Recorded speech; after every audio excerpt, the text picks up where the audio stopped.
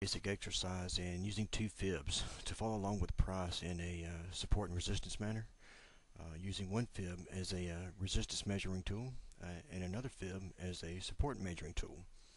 If price were to be going down or short, you would be wanting to pulling a resistance fib behind it, because you're going to be pulling the resistance levels behind it, and the reverse in an up move, you're going to be pulling a support fib, because if you were in a long position, you would want the support levels to hold, and you would not want to see a support failure. And vice versa, for a down move, you would not want to see a resistance failure. There's two ways to look at these.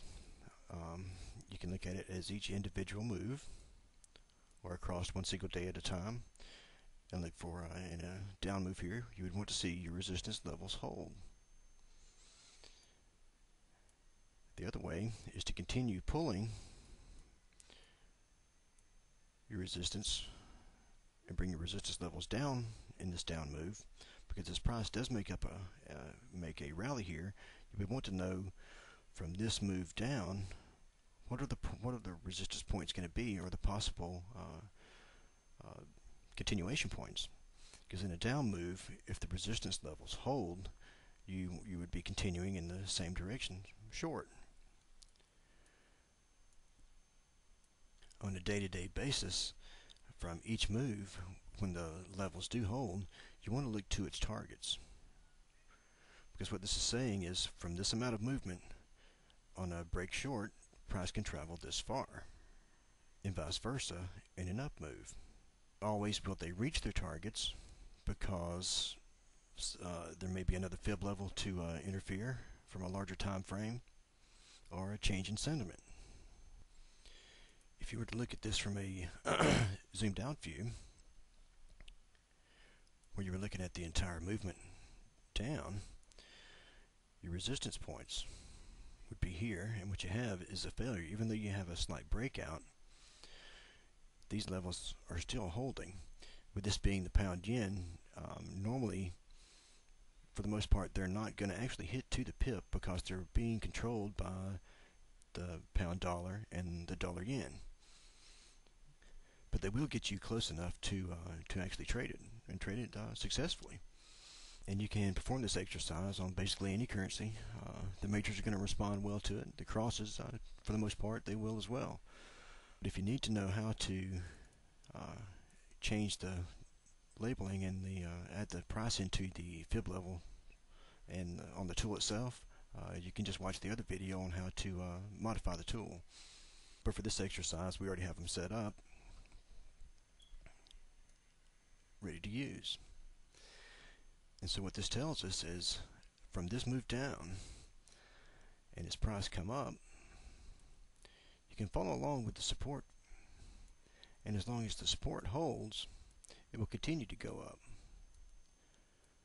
But what we find is, once we get into these resistance levels, price begins to arc over, and we get another support failure. And we can take our resistance fib, that's where you know we're going short here, and as long as these levels hold, it will continue down until you get to the point to where you have a resistance failure. And to follow along with these big moves that you can get in the pound yen,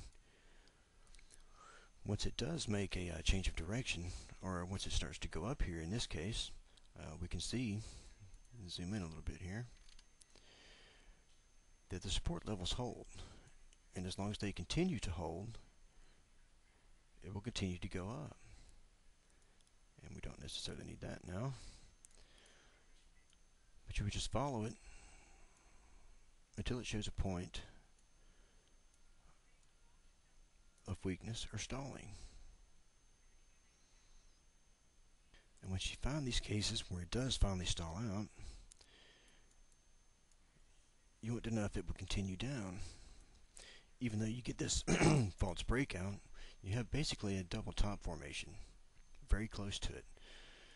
And as long as these support or resistance levels hold, it will continue down. Looking at the overall 2-day movement, we can see later that resistance does fail, And if we were to follow that up with our support,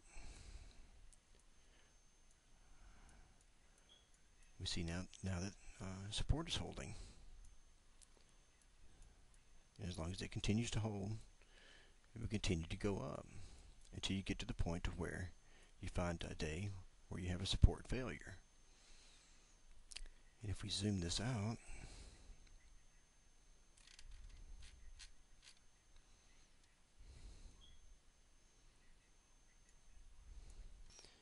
and we want to measure this entire thing here, we see that our support levels are holding from this move we just measured down.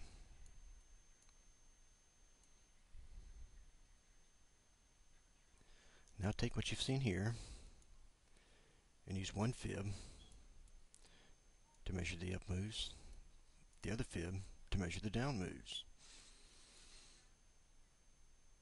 And what you want to do from this type of exercise is learn how to identify staying with a trade and when a trade is reversing against you. Also, buying or selling into, adding to your positions, help give you an overall picture of the current movement. Basically scalping the pound yen from the 1 hour time frame with 2 fibs.